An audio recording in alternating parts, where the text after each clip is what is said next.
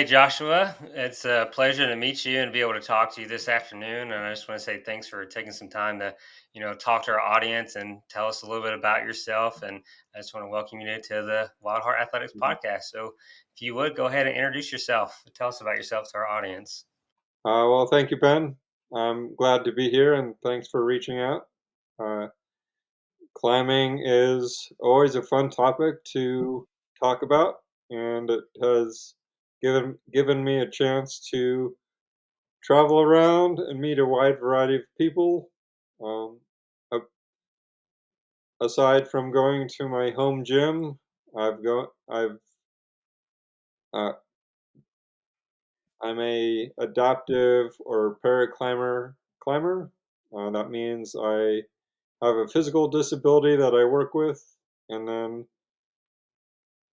it's taken me to Salt Lake City and Washington, D.C. metro area to take part in competitions.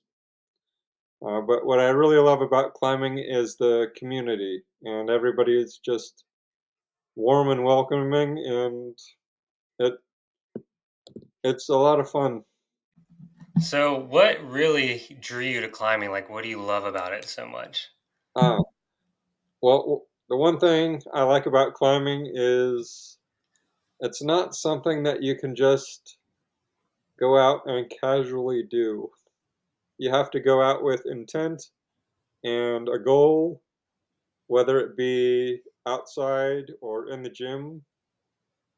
Um, so that's, and it's also challenging. It's very challenging, and it keeps me in great shape. So I like to be in shape. Also, after climbing, I can basically eat whatever I want, which is great.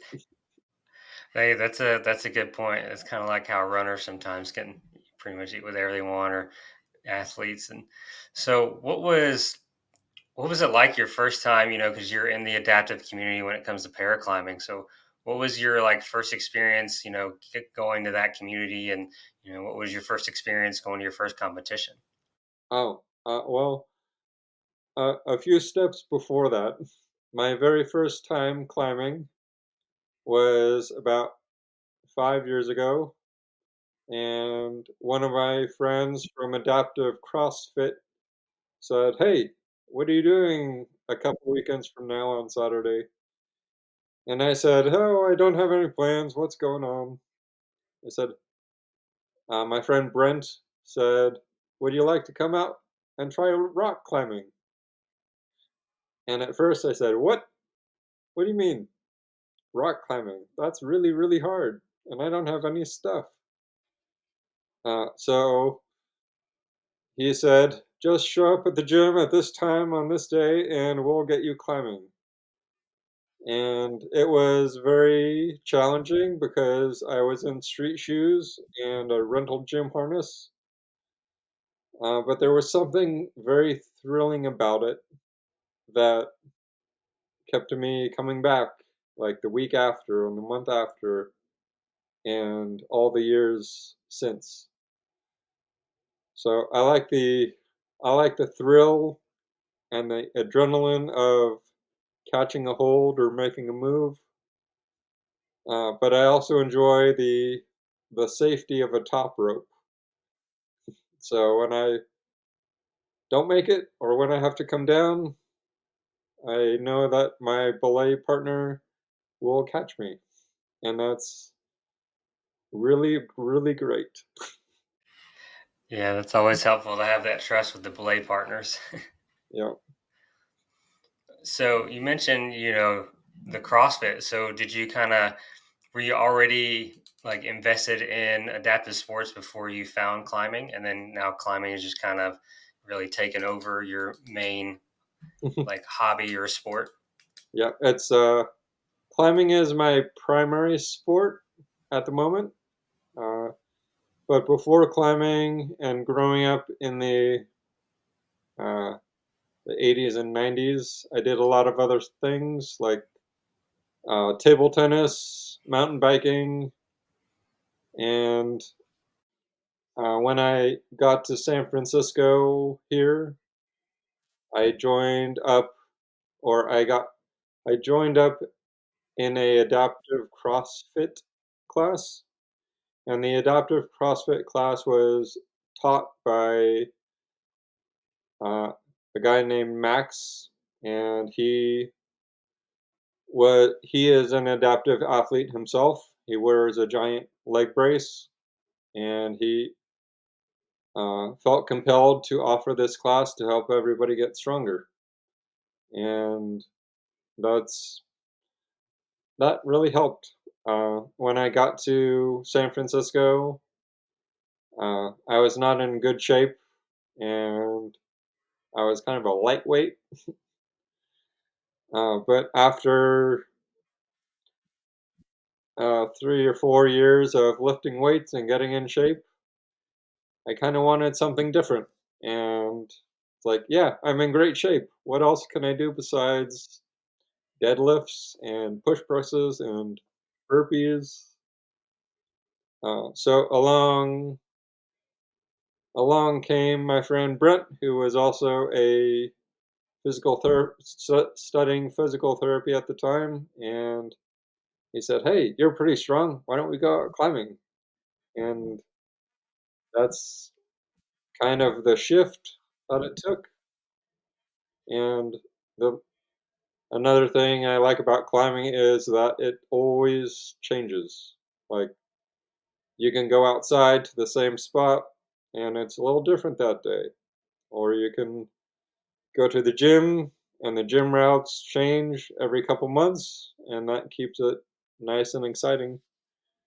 And then also, the more you climb, the better you get. So you can climb harder stuff. Yeah, that's fair. The getting better helps too, especially when you can see that progression. Yeah. The But what For myself, it being an adaptive climber and kind of figuring out stuff, it takes a little bit longer to get better.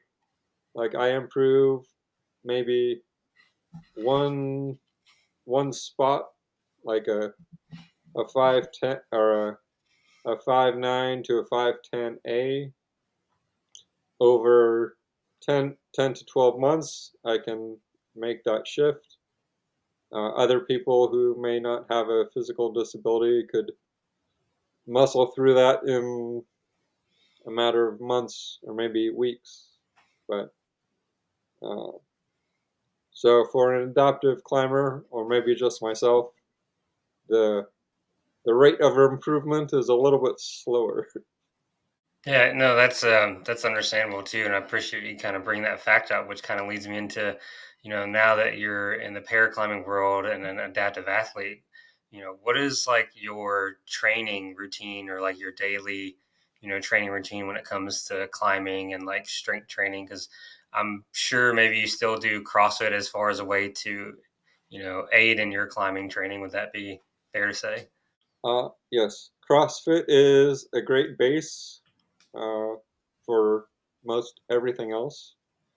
I try to get to the gym, the indoor gym, 2 or 3 times a week, and then the the days in between, I have a home exercise, uh, uh, low energy type of workout.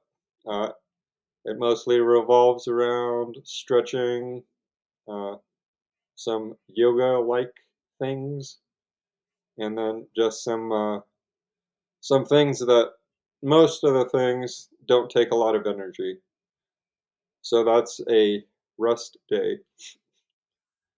And then once a week, I do a high intensity workout, such as a CrossFit routine or workout. And then I try to have some fun, go play golf or throw a frisbee or anything else, go on a hike, something to keep my feet moving and also be outside at the same time.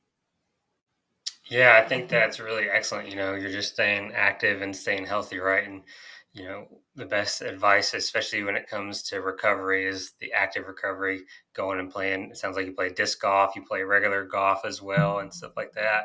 But do you have like a daily routine, or not a daily, a weekly routine? Like Monday, you know how like some people are like, Monday is chest day. Do you have like Monday I go climb, Tuesday I do this, but like, I do some daily yoga and daily stretching, but on top of it, my main workout is like this on this day. Yeah. I usually go climbing on Tuesday, Thursday, and Saturday, and then do the stretching Monday, Wednesday, and then golf is uh, Sunday. So after this, I'll go play golf. All Uh, right, nice. yeah.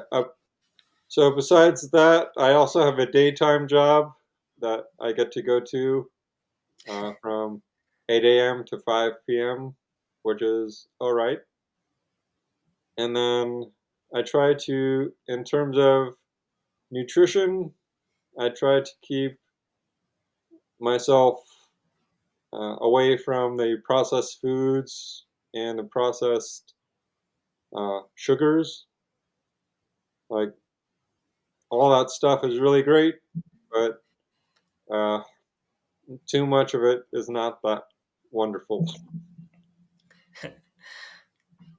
I hear you, Josh. It sounds like, you got it pretty down pat.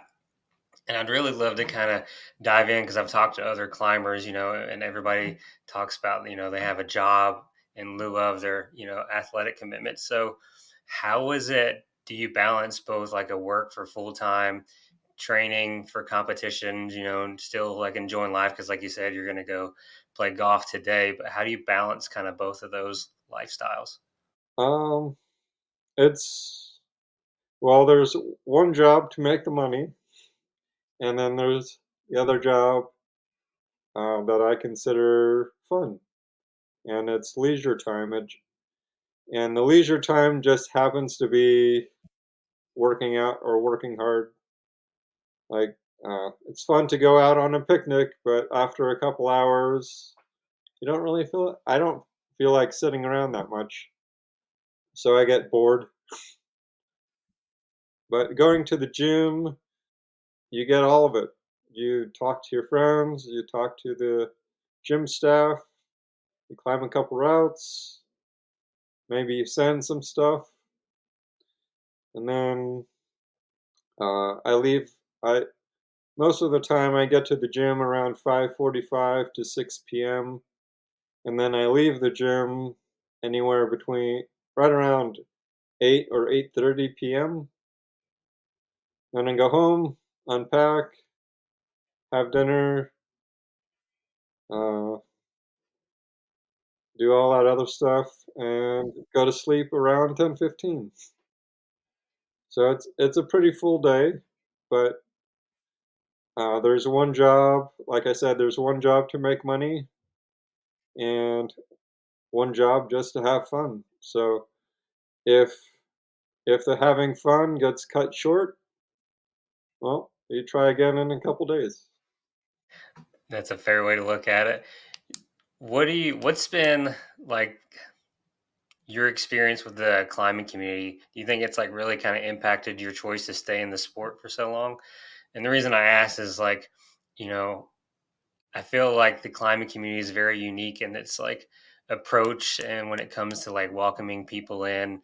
I was talking to Morgan Loomis, and she was just like, she described the climbing community as just like very welcoming, and she said she just felt like it was like an instant family.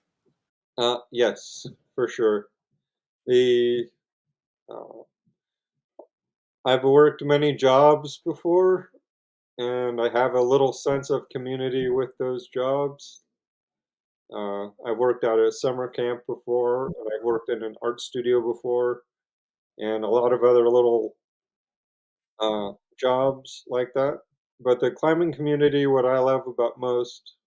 it, love about mo, what I love about the climbing community is the sense of friendship and camaraderie. and the people like everybody is a climber once they enter the climbing gym. Well, and everybody has alternate jobs and does alternate things outside of the gym. And but once you step into the gym, you're all you're basically all the same. You're a climber, and it doesn't matter too much what you are on the outside of the gym. So what I love about it is you're coming together, you're having fun, and you're meeting new people. Um, some of my belay partners have done really remarkable stuff on the outside of the gym.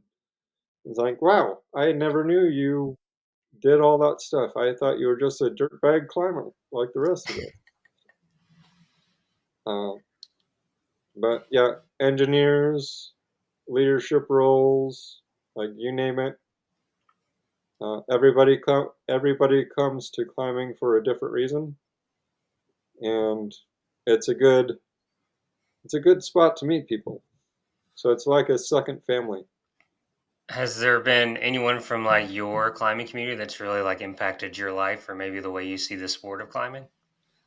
Uh, I think going to my very first uh, Paraclimbing Nationals in 2021 was a eye-opening experience for me because growing up, like I'm 44 years old right now, and I've had a disability. I've basically been labeled as a disabled person for my entire life.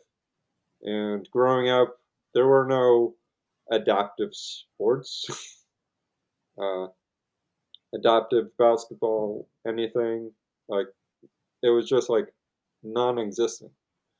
But going to my very first paraclimbing competition in Salt Lake City really opened my eyes because everybody walked different. Everybody looked a little, everybody came with their own set of circumstances that they had to work with. Some people were in wheelchairs, and they campused routes. Some people came with prosthetic legs, and they climbed with or without a prosthetic and just like got up the wall. So that was a really nice uh, introduction to the competition end of paraclimbing. It's like I'm not alone. There's other people that look just they have disabilities and they're dealing with stuff that I've been dealing with for a while. And it was nice to be around 80, 60 to 80 people who just wanted to climb.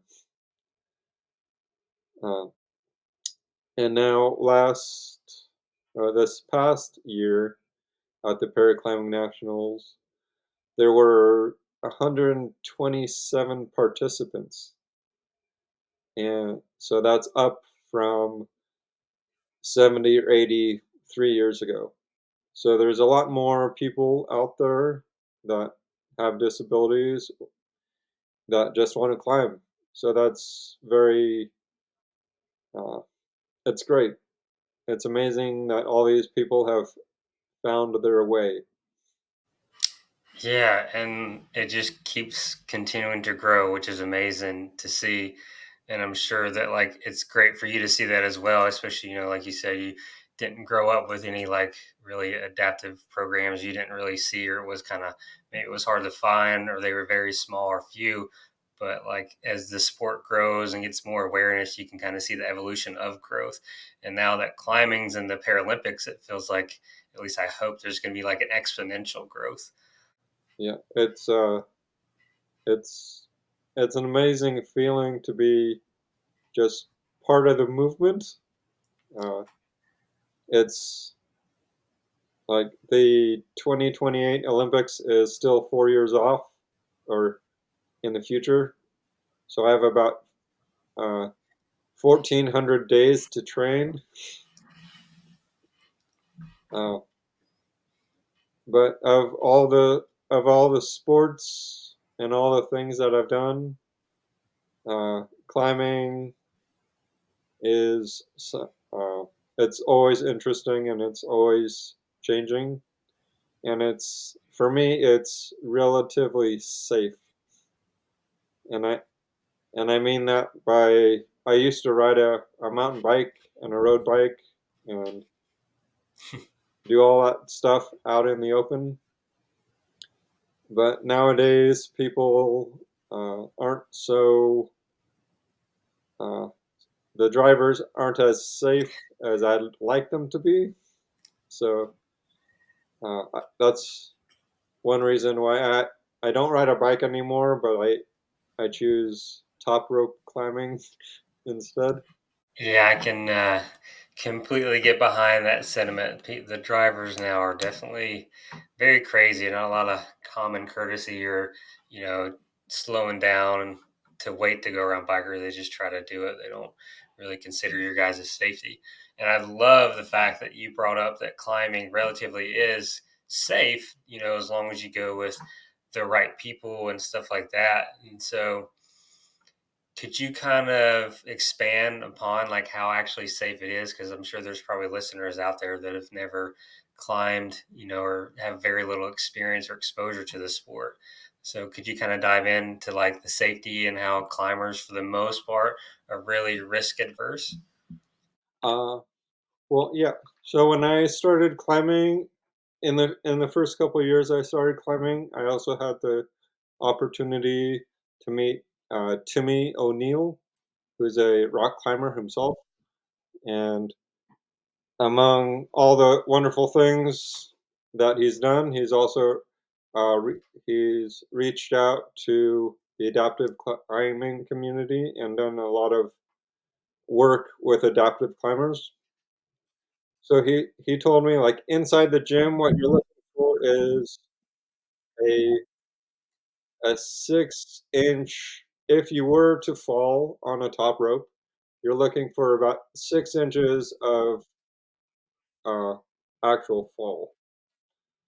If you're So that's 6 inches, not too much.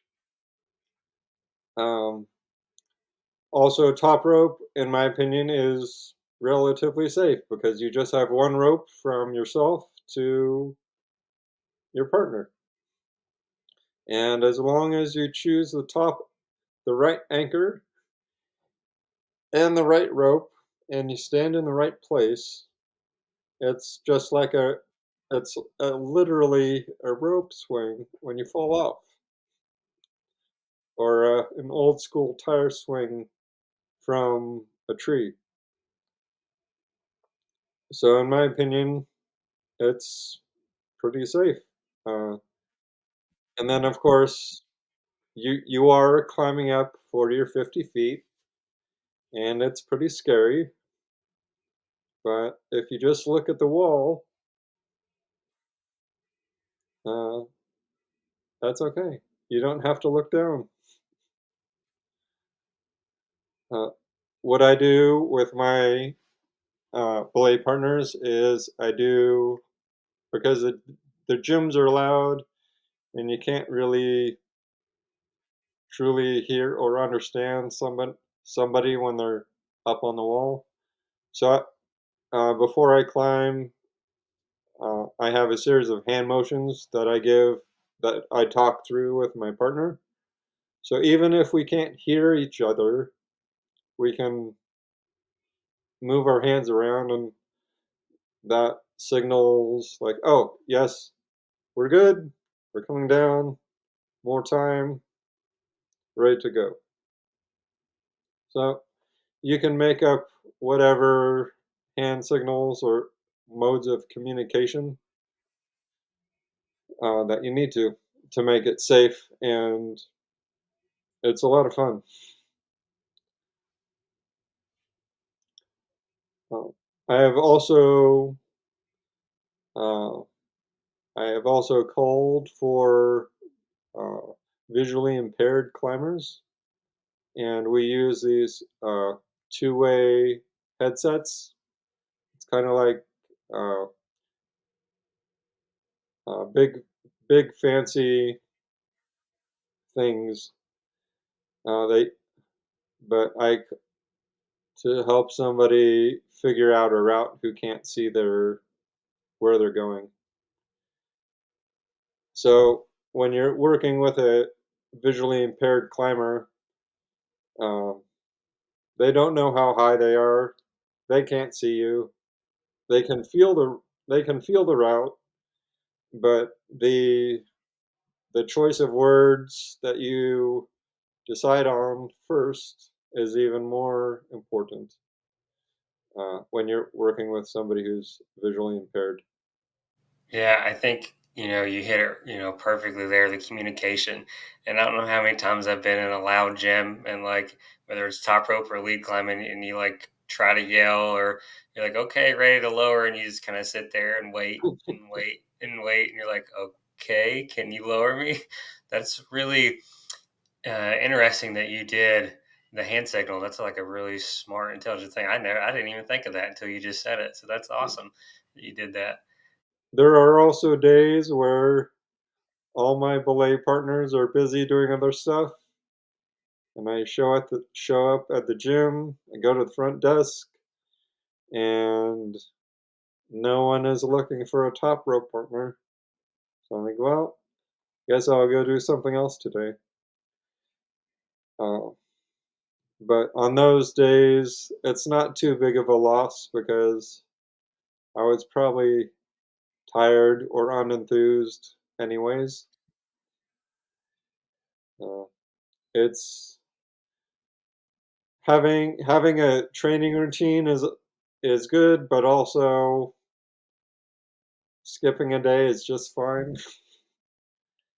Uh, being a adaptive rock climber or adaptive climber is I just have to take a little bit more time to recover and rest. Um, recovering takes a few extra days, uh, and also I'm 44 this year, so I'm not like I'm 19 where you can do anything you want every day. That's a fair statement.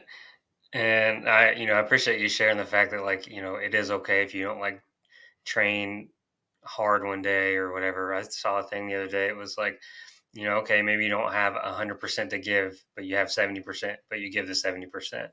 And like you said, some of those days you've gone, you don't have a belay partner, but you still showed up. And I'm sure there's like other alternatives like auto belays. And I'm just curious, do you boulder as well, or are you mainly a rope climber? Uh, I am mainly a rope climber, just for again safety. The uh, bouldering is great, but also I love bouldering except for the falling part and the hitting the ground mat part. I don't like that part. So I choose to stay on a top rope, and That works well. Uh, one of my friends from the adaptive climbing community, uh, he also boulders, and he says the think of a top rope climb as three boulder problems stuck together. Uh, so Yeah, that's. Mhm. it's pretty good. Yeah, that's a fair statement. And ropes are a little bit easier on your body compared to bouldering, whether you're falling or climbing, just the style of climbing it is. You mentioned, being 44, so you have to watch out with your recovery. So, besides, I mean, we already know that, you're really conscious when it comes to nutrition and training and with the yoga and stretching for recovery. Are there any other like little recovery methods you utilize to kind of help you recover faster, or is it just like, are you Uh, pretty in tune with your body to know when to take a break? it's good questions. There's a lot to it. Mostly, first and foremost, I have to be really in tune with my body. Like, uh, most climbers, I would say, have daytime jobs. So I give so much energy to that job, and then afterwards, I give so much energy to the climbing. And rest and recovery, like eat breakfast, eat lunch, eat a good dinner, and drink plenty of water. All that is, I take, uh, very, I would say I take seriously. So I cook breakfast every day, and it's great. And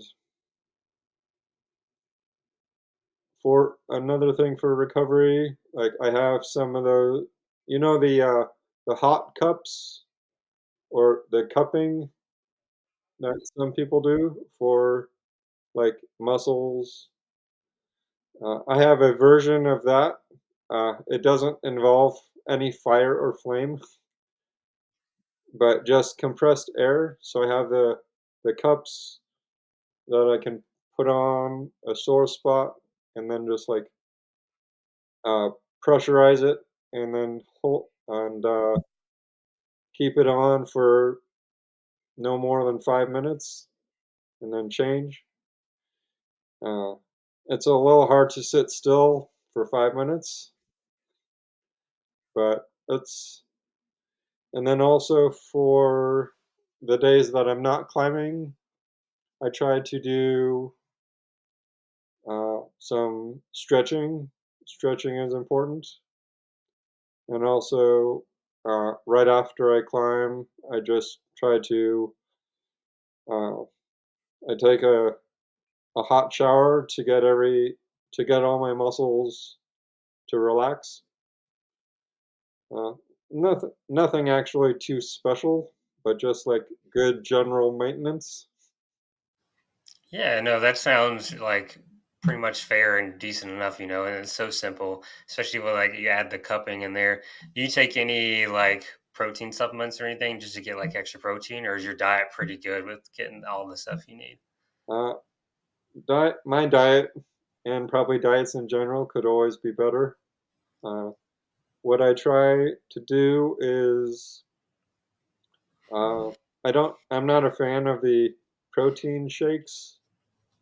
At least not this year. It's just drinking smoothies. It's tastes funny. So and so instead, what I do is I've come up with a recipe for protein powder muffins. Hmm. So I do the protein powder and then almond flour, pancake mix, and a couple eggs and some baking powder. Mix that all up. Throw in some peanut butter and throw in some M&Ms. And in about 15 minutes, you have something that doesn't taste half bad. Uh, so that that's a good snack along with some fresh fruit. Um, so it all depends on your taste and also what you can afford. Uh, let's see, 10 or 15 years ago, I was living on very little money, so I chose the cheapest stuff I could eat to get through. That also had the the most calories, uh, and I've pretty much stuck with that general, like, it's not cheap food, but it's nutritionally dense. So I try to uh, cook for myself to make sure that I know what's going into my meal or my plate, and it's not like some questionable oil. Yeah, no, that's like a those are great takeaways too, especially with the muffins sound amazing, especially with the little M&M bits. I love it. Yeah. Um, Um, and kind of sticking with recovery, a lot of people I probably don't understand like the abuse climbers, put on, especially their fingers because of all the tendons in there. And so I'd love for you, because I know we were talking earlier that you have some training blocks you use for your fingers. So what's kind of like your training routine or, you know, and recovery for like your fingers when it comes to training and climbing? oh yes. Yes, fingers, forearms, anything up to the elbow is pretty much worked out uh, in climbing. But to recover my fingers or to keep them in shape, I have a variety of racket balls and tennis balls and other squishy things. And then the days that I'm not climbing, I do like if I was to do a home exercise routine for CrossFit, like push presses and deadlifts and all that stuff. I've also uh, I also make these, which are basically pinch blocks, and the idea is you pinch them like so, and then on the hook you hang a carabiner to a sling to a dumbbell of any amount that you want, and then all you have to do is pick it up. Um, so the way I work that into my routine is, say I do a set of deadlifts, then I do a set of uh, push presses, and then I do a set of uh, whatever these are called, Rose, rows. Thank you, you're rows. welcome. And then after that, I do something that's uh, then I pick up a pinch block like this, and then I do a static hang for 7 to 10 seconds with 20 pounds each hand, and then I just alternate hands. So that gives my arms or the big muscle groups a chance to relax, and then I can work on my fingertip strength. So this is a basic pinch block. It's about 3/4 of an inch wide, and then I've also made pinch blocks that look like this. Yep. So for this one, I have a small, this side is a small crimp, this side is a big crimp, and then I can also hang a weight on it. So when it's weighted, if you can imagine, just holding it from your fingertips like this, or and you're you're working out your fingertips, uh, and you're not halfway up a wall. So with this type of a thing, I would I would put on a lighter weight, maybe 15 pounds, and then hold it for a slightly longer time. And what I like to tell people is, um, like, think about how long you're gonna hold on to a crimp, and then try to extend that time by 1 or 2 seconds, and then that's your training time. So if you know you can hold on for 7 seconds, that's great. Uh, but like, uh, you can't get to the gym every day, and sometimes you just want to stay home and do easy stuff like yoga. And when it comes to training my fingers and arms, like as well as fingers and arms, I also train flexibility. So that's where uh, I call it a floor routine, uh, yoga-like poses and other things that doesn't take much energy, but it has a great amount of benefit. Yeah, you have from all this conversation, you have a really good, well-rounded training routine. It sounds like, which is, a lot of people don't have, or sometimes don't set themselves up. Or it sounds like your routine sets you up for success when it comes to, competitions and keeping healthy. Especially like like you said, you're little. You're 44 compared to some of these 20-year-old and like 30-year-old climbers that are just getting into it or have been it for a while, and so and like your intuition when it comes to your body health is on par too, because you've lived with years with your adaptation and you've just learned what works and what doesn't and just come involved over time. What I love though is like the creativity that you've applied to creating those pinch blocks and stuff like that. And you know, talking to other climbers, we've mentioned the backgrounds. You have like engineers and people like that, and they've created their own things. And another thing you were telling me too is that you created looked like a shoe or a boot for your climbing. I'd love to Yeah, kind of have you tell us about that. yeah. So my daytime job right now is in orthotics and prosthetics, and I make braces for other people. And I also wear a big fancy brace. Uh, but when I started climbing 4 or 5 years in 2019, I couldn't find any climbing shoes that fit my feet. Uh, my feet are very uniquely shaped, and I also have to have a brace incorporated into the shoe, and there was just like no options.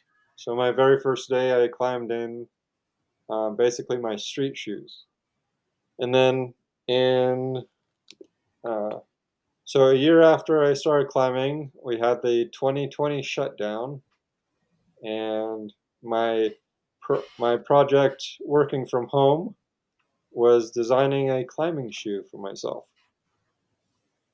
and uh, this is it. Could you explain kind of the process that went into that and how you kind of got the idea for it and how long it took you to Uh, create it? so there, as you might notice, there's no laces on the front, and there's no Velcro on the bottom, and that's because laces loosen and Velcros aren't that sturdy. So I use these ratchet buckle systems, which are found off of uh, bicycling shoes, and they're similar to snowboarding boots. The big ratchet buckles on snowboard and ski bindings. The shoe itself is orange, and it's a mountaineering boot from REI. It's a Scarpa. They come. They're about $275 a pair. And then what I did is I expanded the toe box and I reshaped the toe so it's like a little bit of a beak, less rounded. Uh, this is my left shoe. Whoop. And as you can see, I built up the bottom and then put some climbing rubber on the bottom. and did the same thing to the right, but also I put some more stuff on the bottom so it's a little bit downturned. So now I can step on the really tiny things and it works out. So that's uh, I thought about making another one or a different one, but uh, if it ain't broke, don't fix it, right? So this one's working, so I'll stick with it. Yeah, no true words have ever been said. If it ain't broke, don't fix it. I like that. I use that a lot. And for those that are listening, what you can't see is it basically looks like you've taken a snow boot and put some kind of bracing and stuff with it, and used straps from like um, a snowboard area, and just have created this thing around a mountaineering boot, which is really intriguing. And then you've added the climbing rubber and put like a downturn. And for those that don't know, rock climbing shoes are very narrow because the idea is to squeeze your toes together. So by widening that toe box, it allows more room for your feet. And I think that's what's so interesting, right? And like it just kind of goes back to that creativity that all the climbers have that come with. Especially, I've heard some stories about amputee climbers that have created their own foot or have done like 3D printing of a foot to use for climbing. It's just very interesting. Yeah, there's uh, I'm a biased climber because I'm also an adaptive climber. But the wonderful one of the wonderful things about adaptive climbing or paraclimbing is that it's very unique and different and adaptable. And whatever works for one person may or may not work for the next. And that's why there's so many different like prosthetic feet that are made for climbing. And you just have to find the right combination of stuff that works for somebody. And when you find that right combination, it's like hitting the lottery because it all works. And it's really great to see everybody who wants to climb. It's great to see them on the wall and doing something that's challenging and all the rest. Yeah, because I mean, it's good to get out of that comfort zone. And something I'd really love to kind of like dive into is, you mentioned that you work with prosthetics and things like that. And I love to kind of just hear your experience about that, especially on a daily basis. Like, what does that work like? How did you get into it? And, do you think it's important to have someone that is in the adaptive community that, you mentioned you wear braces, how important, or is it kind of, I would say, better to have someone that's on the receiving end of prosthetics to make prosthetics for, climbers and other people that are adaptive? So a lot of like I am myself. I just know what works for me. Uh, and a lot of prosthetic and orthotic and devices are uh, very unique to the user. So, like I said, everybody has a different combination of stuff. Uh, so whatever is working for that patient, you don't really want to change much. Uh, working in prosthetics and orthotics is very specific to the user. Everything is handmade uh, to an extent, but on a industrial uh, grade. We work with carbon fiber and resins. We also work with uh, thermoformed plastic and bent metal uprights, as well as custom leather. Like so, the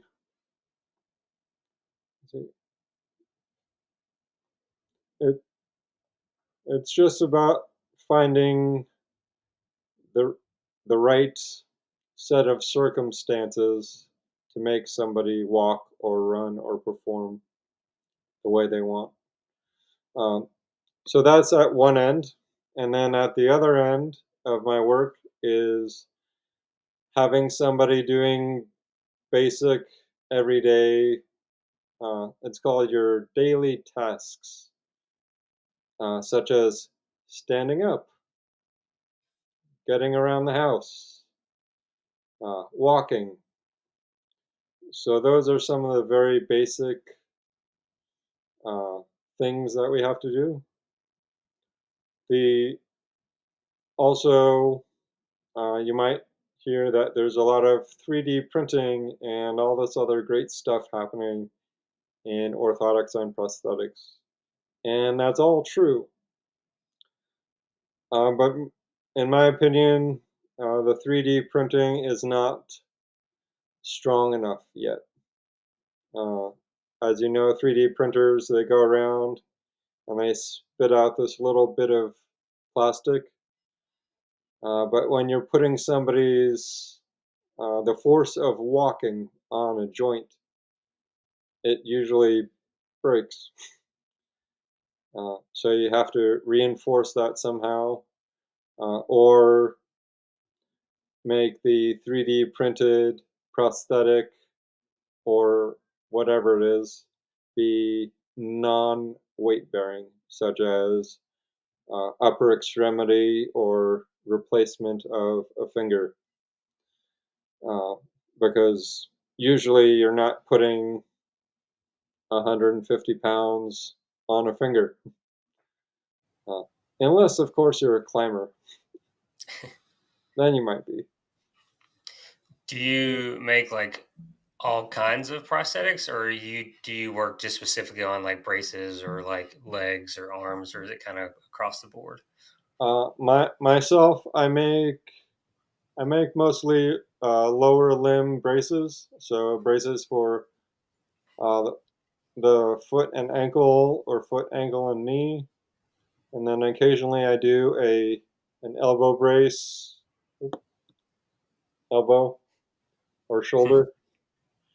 The other folks on my fabrication team, they do a lot of the prosthetics, which is fine because you have to find a specialty. You can't do everything right, or you can, you can do everything right, but it would take a lifetime. So you have to find a focus, or uh, one or two good things that you're good at, and then somebody else can be good at something else, and it all works. So, like, do you, because people get like a casting made of, like, let's say they're missing their left leg above the knee, they get the cast done and they get it sent off to get the prosthetic made. Is that where you kind of come in? Like, you've got the cast, you got the measurements that you need, and that's what you use to help make the lower extremity? Yeah, so that's the cast is sent to us. Our department has a fabrication room, and then we make, if it's a prosthetic, uh, from the wrap cast, we smooth it up and make a general shape of what we think that the person might need. And then what we do is we make a check socket out of really strong plastic. And the plastic is called Vivac. And it's clear and it's very sturdy. And also, it can be easily uh, heat formed to whatever specifications that it needs to be. So it's like this giant clear vessel, or a giant clear cup that sticks on the bottom of somebody's residual limb. And then after that, we can take the check socket from the clear plastic, and then we transfer it to another plaster form of the final shape. And then of that final shape, we cover it in various layers of fiberglass and nylons and couple other things, put the pads in the right spot, and cover the whole thing in uh, resin. So we have a special kind of two-part epoxy resin that's comes from Germany. That's very expensive. And then after that, it's a matter of sanding and buffing the edges and making it look pretty. And then after that, uh, somebody gets to walk on it. So it the whole process can take usually 2 or 3 weeks, start to finish. Or if somebody's in a real big hurry, it could take 2 days. But we don't like to do that. The outcome, um, if you make a piece too quickly, then the person may have volume fluctuation. So imagine your like some people's feet swell up. So the same thing happens with a residual limb for an amputee. So if somebody's limb swells up, but their socket is not made of a flexible material, they won't be able to get in. So then you have to make adjustments and do it again, and nobody likes to do that. So, Yeah, no, I think that can be difficult when they have the volume changes, like you said, and then if you have that rush order, but that's I appreciate you telling me like time frame on that because that was going to be my next question. But 2 to 3 weeks, that's in retrospect, that's not bad because do you think that like within that time though, you're more likely to get a accurate and probably comfortable fit compared if you did like a rush order? um, Is it hit or miss? yeah, I think a 2 or 3 weeks is a good long period of time for somebody to get used to something. Uh, we have, like, like I said, we want to do every project once or twice. Well, not twice, once. But every day I'm doing a project for somebody. Sometimes two projects a day. So that two or three one or two projects a day for 3 weeks. That's a lot of people, and uh, everybody's a little bit different. So it uh, yeah. If if you're gonna make it right, take your time, do it right. There's the one thing that you can't get back is your time. So if you spend a little extra time doing it right the first time, then you don't have to spend extra time doing it again. Just because you tried to save 10 minutes at the beginning, maybe not worth it. So take your time, do it right. Yeah, and that's especially important when it comes to like what you're doing because you're making prosthetics for people that really need that. So getting it right on the first try is the ultimate goal. That way they don't have to either, I'm not sure what the process is, whether it's send it back, but then, like you said, if you do it right the first time, most likely they'll be good to go with what they get. And also, it's just nice to see somebody very pleased with your work. So it's like, yeah, I made that. I get to help somebody.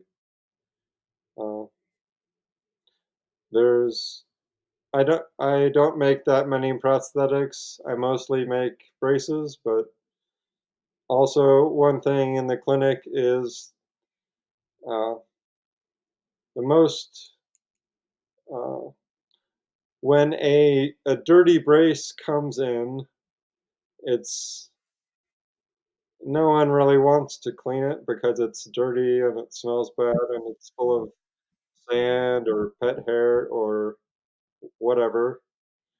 But also at the same time, when a dirty brace comes in that's just like beat up, new pads are needed, new straps are needed, new joints.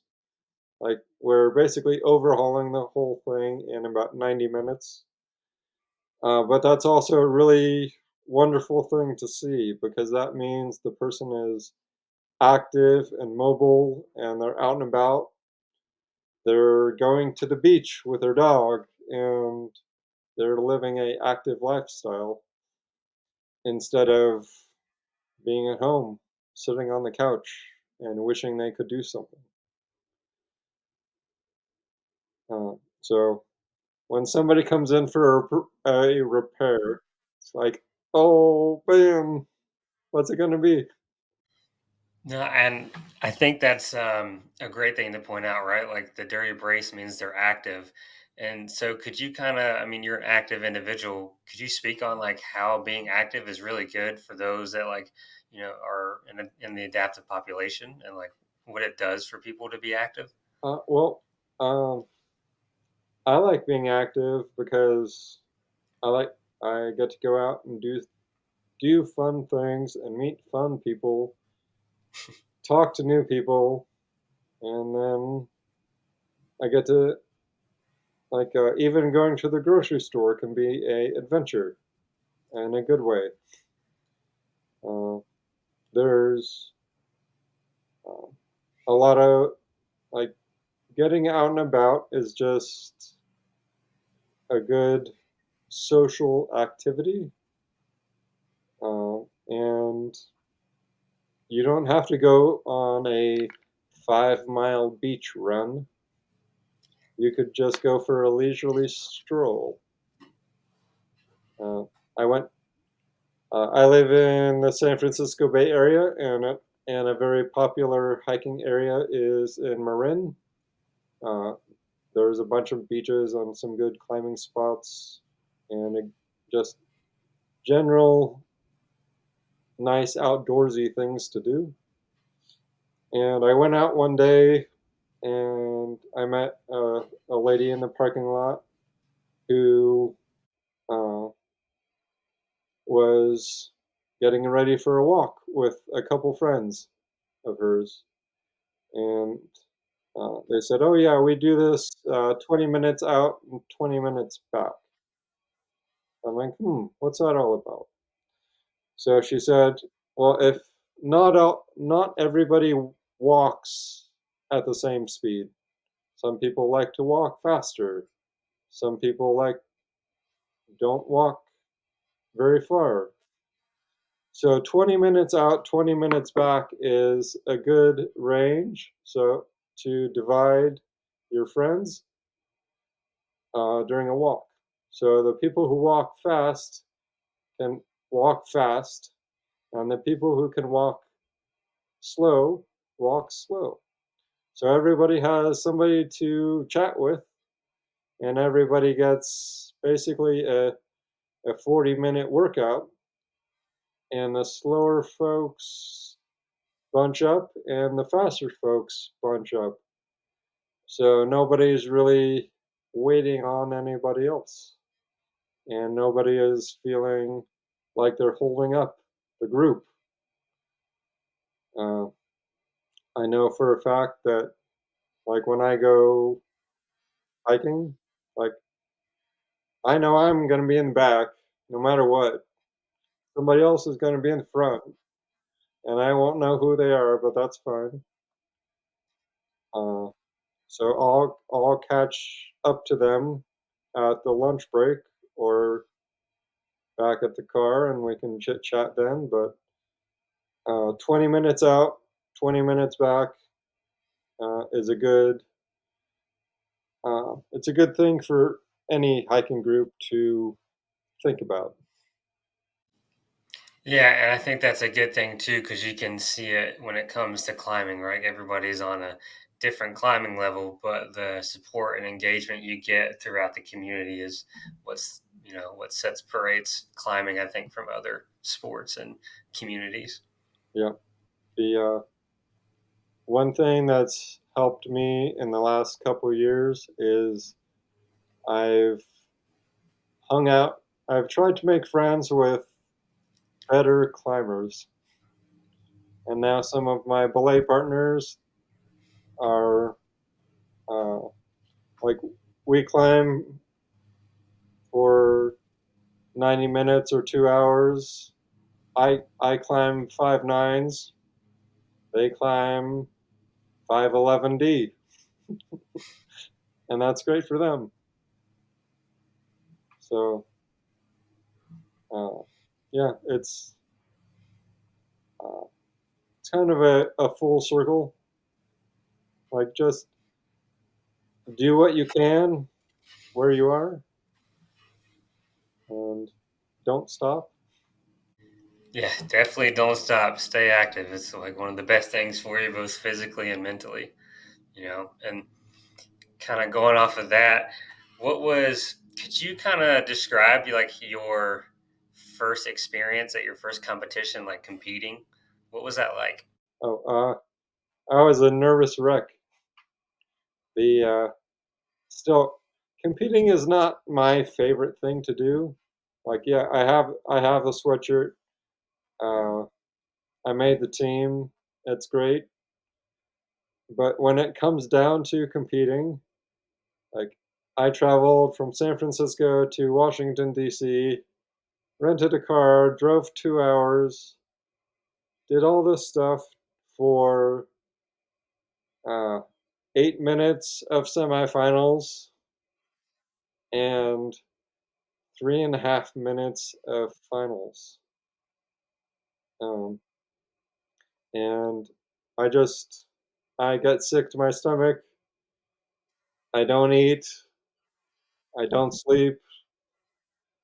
Uh, you check in at 9 o'clock in the morning, and then you're on the schedule to climb at 2 p.m.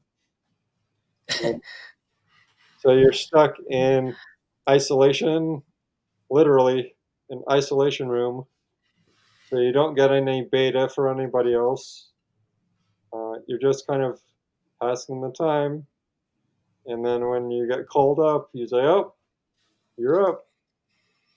So then have to change from basically a meditative state to a kick ass, let's go climb something state in a matter of 5 minutes. Um, it's a great feeling. It's a good feeling. It's a good rush if you need a rush. Uh, I just I like gym climbing because you can climb at your own pace. But competition climbing, you have a set schedule and you have to be ready at your time or you get disqualified. So that's uh, hard. Uh, Do you have a pregame ritual that you do before you go and climb, or that kind of calm your nerves? uh, I'm still working on that. So far, it's peppermint gum, Mentos, a good breakfast, uh, no no coffee, uh, Oh, that's interesting. just tea. Coffee will just give me the jitters. It's like, oh, no way. And then let's see, about 30 minutes before my climb time, I do a little. Uh, I start getting. Uh, I climb a few easy routes, and then I stretch a little bit. Then I rest. Then I have a little snack, and then 10 minutes before you're in the, I guess you could say the hot seat. It's like, well, the climber before you. has gone away. So you have anywhere between 60 seconds and 5.5 minutes to get ready. So then at that point, you put on all your stuff, you make sure you remembered your chalk bag, etc. Tie your shoes, go to the bathroom, and then just wait. And And then then, game time. then it's game time. Then they say, "You're up." And then after that, you're up. Uh, the I guess it's a little bit of a ritual, but right before I hit the wall, I look at my belayer to make sure they see me. I look at the judges and get a thumbs up from them because if you start climbing and they're not looking, I don't know. You want to make sure that they're watching you. And then after that, I give one glance to a friend in the crowd. It really helps to have uh, people that you know rooting for you. This last year at Gainesville, Maryland, we had the Nationals, and half let's see, about halfway up the finals route, I hear this voice coming from my left side, and it was my friend Stefan, and he was on the second floor, and he was cheering his ass off for me, and it really helped. Uh, like I said at the beginning, like climbing is pretty much a solo competitive sport. Sometimes it's just yourself and the wall. You're just like hanging on a wall and looking at it. You don't really have time. I don't really have time to look around and smile and wave and see all these other people while I'm trying to hang on a wall. But it really helps for the mental state if somebody is cheering for you. Um, so that's what my friend Stefan did for me. I was halfway up a wall, getting kind of tired, and he was on the second floor, and he uh, shouted and cheered. And at nationals this last year, I took second place in my category. So that was a good That's thing. awesome. That was an awesome thing. Yeah, congratulations. Yeah. So Yeah, I it's think. I got Sorry, go ahead. the people who got on the podium got a water bottle and a sweatshirt. So this is a sweatshirt. Yeah, I think that's something that I've noticed about the adaptive climbing community is like everybody, yes, they're competitive, but yet at the same time, when they're not climbing, they're gonna hoot and holler and shout for you to go when it's your turn, which is really nice. And I'm kind of curious. I know we've talked about, you have a good diet and stuff like that, and you mentioned that you have a snack. But for competitions, do you do like a sugary snack or something to kind of get the energy that you need, or you just kind of, or do you have like a go-to snack? Mm, it's usually pretty simple. Almonds and some dried fruit and maybe a banana. Uh, That's good. yeah, so those I choose that because well, they're cheap and you can pretty much find them in any major grocery store. No matter where you are, you can pretty much find a piece of fruit and some nuts, and that makes packing easier. Hey, that's true. I'm all about making life easier. So now that climbing's going to be in the Paralympics, what are your plans kind of moving forward and like, the future of your climbing career? Oh, wow. It's still 4 years away. Uh, a lot can happen in 4 years. I'm gonna just stay the course. As you know, climbing takes time. It's not like I can immediately get better in the next 4 to 6 months. It takes years. Um, a lot can happen in 4 years. There's I went to the World Cup in 2021, and there were not enough participants in my category, so my category got merged with another category.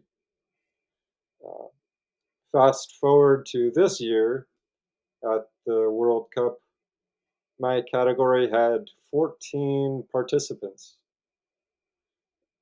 and that was wild. So, like, uh, yeah, anything can happen.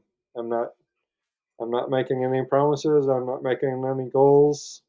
Uh, I gotta I gotta care a little bit. I'm gonna try very hard, but like one of the I guess one of the mantras that I have for myself for climbing is just just start the first 10 feet of a route, and then after that, everything's a bonus. So That's a great mantra. yeah, so all you have to do is start. And oftentimes, starting something is the hardest part, like taking that first step. Uh, and then after the first 10 feet, hey, make it to halfway, make it to the next point, then see if you can top it. But you have so it, being there, being part of it, being part of competition is basically a joy. It's a gift. Climbing is a gift. So uh, no matter how crappy of a day you've had, it's like climbing is fun, and being a part of it is really, really great, really special. And just to be part of it is amazing.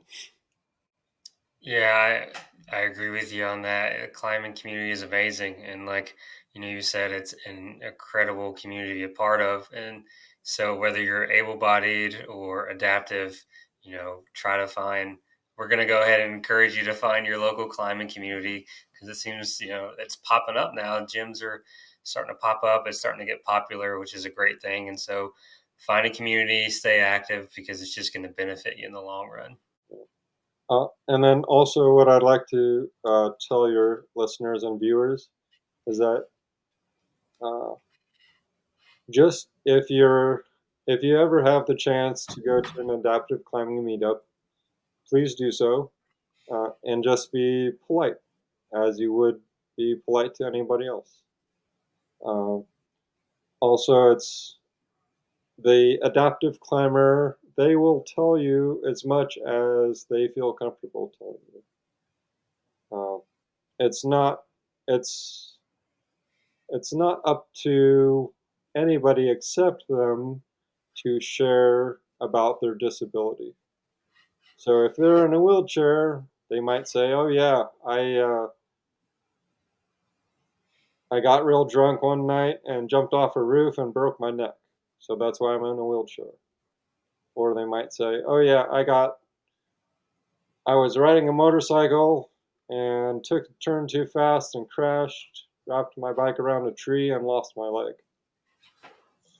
So the person with the disability or the adaptation will tell you something like that. But it's not really your place to ask them. I have some really great friends in the adaptive community who have never told me about their accident or how they became uh, to be in the physical space that they are. And I've never asked, I've never, I've always wanted to know, and they will tell me when they want to tell me. But until then, it's not my place to ask. It's just my place to support them and help them meet their goals, however big or small that they might be. Yeah, I appreciate you sharing that advice with our listeners, and telling us that, like you said, it's, their story, it's private. They'll tell you when you want. And just the way it is interact with them like any other person. Everybody is capable, and we're there to have a good time and climb and just be human beings and throw ourselves on the wall. Yes, for sure. Well, Joshua, I appreciate you coming on, telling us about yourself and sharing your climbing journey and talking to our listeners. I've enjoyed this conversation. You've opened my eyes a lot. And kind of, can people follow you like on Instagram and watch you as you go towards your next competitions next year and as you work towards the Paralympics? Yeah. So this sweatshirt doesn't mean uh, I'm going, but it means I'm one step closer to going to the Olympics. My I I do a lot of Instagram stuff as much as anybody else. If you'd like to follow me, feel free. I'm under Bespoke Craft Design, and I'm sure in the comments we'll spell it out for you later. Or you can look up my name, which is Joshua Unterman. There should none. I think there's only one of me on Instagram, so that works. Um, so yeah, I look forward to uh, maybe doing this another time in a year or two, and I look forward to meeting other people inside and outside of the gym. It's always great to meet climbers and uh, discuss climbing and talk climbing and figure out what's the next climb to do. Definitely. Well, again, I appreciate your time and coming on, and I look forward to definitely doing this again. I know we will, and hopefully one day we'll get to meet in person. Oh yes, it'll be great.